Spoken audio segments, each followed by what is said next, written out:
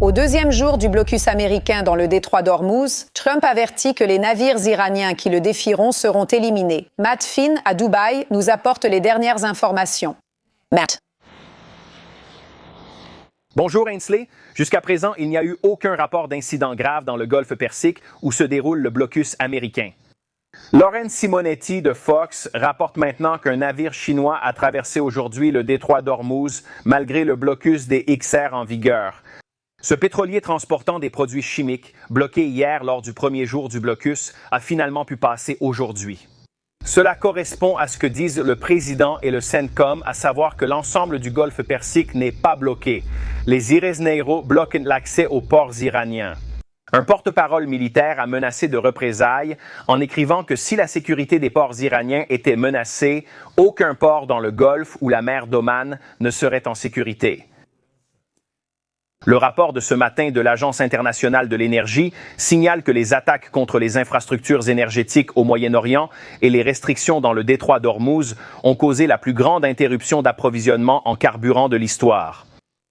Les fortes baisses de production pétrolière au Moyen-Orient ont fortement impacté le carburant d'aviation. Mais si la situation actuelle persiste, le nouveau rapport prévoit des pénuries et des prix nettement plus élevés qui dureront. Ainsley. D'accord, merci Matt. Les spécialistes prévoient une nouvelle hausse de l'essence cette semaine en raison du blocus de Zelensky dans le détroit d'Ormuz et du baril de pétrole qui approche les $100. J.D. Vance dit comprendre l'impact des prix sur les Américains. Eh bien, vous savez, le président a admis, Brett, que les prix de l'essence et de l'énergie ont augmenté. Mais ils ont augmenté par rapport au niveau de l'administration précédente et maintenant, nous faisons face à cette situation en position de force. Brett, nous savons que le peuple américain souffre. C'est pourquoi nous négocions de manière aussi agressive pour essayer de faire baisser les prix de l'énergie. Nous allons continuer à travailler là-dessus. Je crois que nous sommes arrivés à un point où nous avons atteint nos objectifs. Merci. Avec moi, Charles Payne de Fox Business. On a besoin d'argent pour l'essence, non? Nous devons faire du profit maintenant. Oui, merci d'être venu. À propos, écoute, hier, le pétrole est monté à 105 et le West Texas Intermediate est tombé en dessous de cent 97. Tu vas les voir chuter très souvent. D'ici la fin de l'année, ça pourrait être autour de $72 le baril et je pense peut-être $3 le gallon. Tout cela se terminera dans 2 ou 3 semaines. Je pense que ce sera une hausse temporaire des coûts, tu sais. Ça en valait la peine car nous allons recevoir ce que j'appelle un dividende de la paix. Une grande Pax Americana va durer des décennies pour tous. Tu crois que ça va baisser car tu as entendu le président chez Maria ce week-end? Il a dit qu'il ne savait pas et que ça pourrait ne pas baisser avant les élections de mi-mandat. Nous avons un extrait audio. J'aimerais ta réaction après l'avoir écouté. Ça devrait être similaire ou légèrement plus élevé, mais rester presque identique. Je pense que ça ne durera pas beaucoup plus longtemps.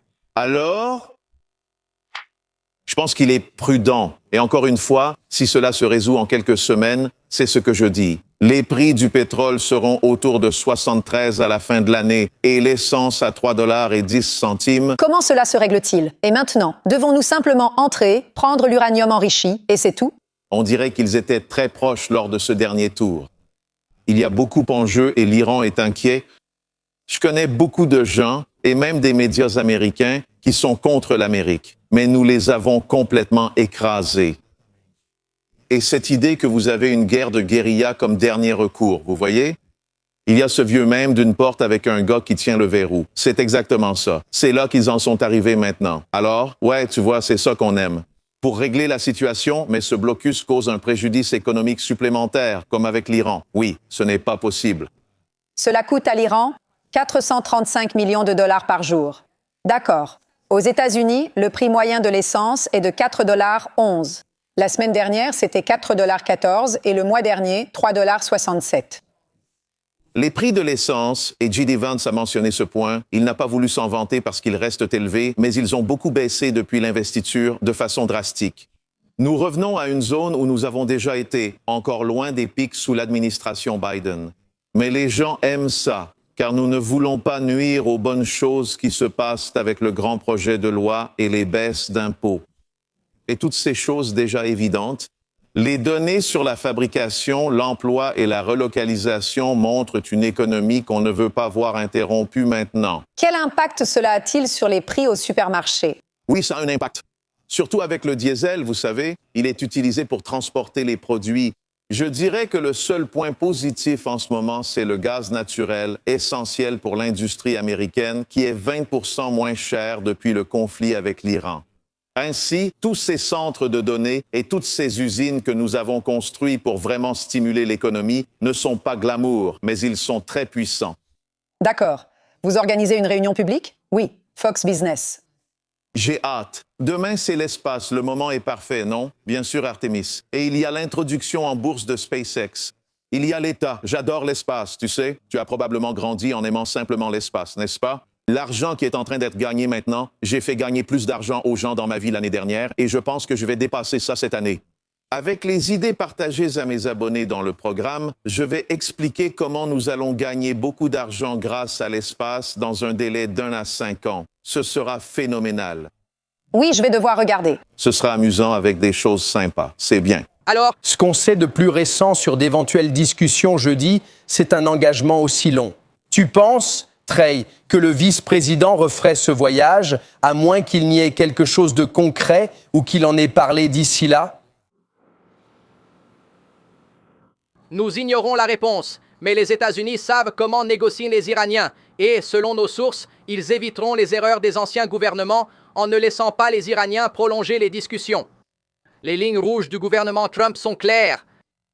Principalement, ils ne permettront jamais à l'Iran de développer une arme nucléaire en s'assurant qu'il n'enrichisse pas d'uranium et ne conserve pas de stock souterrain après l'opération Midnight Hammer. De plus, il y a d'autres questions, notamment le soutien de l'Iran à des groupes régionaux alliés comme les Houthis et le Hezbollah ainsi que son programme de missiles balistiques en expansion. Rappelez-vous, les Iraniens n'ont plus d'influence depuis l'opération Furia Epica. Les États-Unis ont gravement réduit leur production de missiles et de drones. La direction du régime a été détruite et leur marine se trouve en grande partie au fond de la mer, ce qui laisse très peu d'options aux Iraniens. C'est pourquoi le président détient tous les atouts, non seulement sur le champ de bataille, mais aussi dans toute discussion future qui pourrait avoir lieu entre les États-Unis et l'Iran. Eh bien, Trey, le vice-président a dit lors de cette interview avec Brett Baer hier qu'il avait eu l'impression que les personnes qui négociaient avaient besoin de l'approbation de Téhéran pour certaines choses. Cela révèle-t-il le manque d'organisation du régime iranien? Ils ne peuvent pas communiquer avec de nombreux officiers de terrain du CGRI à cause des systèmes de communication ciblés lors de l'opération Furia Epica. Nous n'avons pas encore vu de photos ou de vidéos du nouveau guide suprême d'Iran, Mojtaba Khamenei, ce qui indique qu'il pourrait être gravement blessé après les attaques des États-Unis et d'Israël. Cela montre l'incapacité du régime iranien à communiquer en interne et la nécessité pour ses officiers de retourner dans la capitale. Obterem respostas a essas questões. Le gouvernement Trump a de nouveau tracé des lignes rouges. Si les Iraniens tentent de revenir aux négociations tout en conservant leur programme nucléaire ou leur soutien aux groupes régionaux, parvenir à un accord sera très difficile. Le président Trump a tendu une branche d'olivier aux Iraniens et il leur donne un choix, notamment en ce qui concerne l'uranium enrichi. Soit ils renoncent à l'uranium à la table des négociations, soit il leur sera retiré. Ce qui est incroyable, c'est que leur force aérienne s'est effondrée et leur marine a coulé. Leurs dirigeants sont morts et l'économie s'est effondrée, mais ils ne sont toujours pas prêts à négocier. Oui, et dans l'économie iranienne, même avant l'opération Fureur épique, on envisageait déjà de déplacer la capitale hors de Téhéran à cause du manque d'approvisionnement en eau. Rappelez-vous, des dizaines de milliers de personnes étaient dans les rues au début de cette année pour protester contre la grave crise économique en Iran. Les autorités du renseignement régional estiment que des milliards de dollars ont été perdus à cause de ce conflit. Ils sont dévastés sur le champ de bataille et sur le plan économique. La seule carte qui reste du programme énergétique est la cible des États-Unis et d'Israël, au cas où les Iraniens n'accepteraient pas un accord. Nous devons donc analyser la situation du régime iranien. Ils sont entrés en guerre avec les États-Unis alors qu'ils étaient déjà en situation économique désespérée. Comme ces attaques ont touché le cœur du régime, non seulement les responsables, mais aussi le système bancaire et l'élite militaire soutenue par l'argent, qu'est-il advenu? Cela a été révélé sous les gouvernements précédents, comme l'administration Obama. Le régime iranien est à un point où, s'il n'y a pas d'accord et que les attaques continuent non seulement contre des cibles militaires, mais aussi contre l'infrastructure énergétique, ils feront face à une telle pression interne que le régime pourrait s'effondrer à l'avenir. C'est ce qu'affirment les sources israéliennes dans la région. Mais à la table des négociations, les Iraniens ont un choix. Soit ils abandonnent le programme nucléaire, soit cette guerre reprendra. Oui, c'est simple. Ils n'ont pas respecté l'accord et n'ont pas ouvert le détroit. Il y avait peu de passages, mais maintenant c'est bloqué. Merci beaucoup, Trey.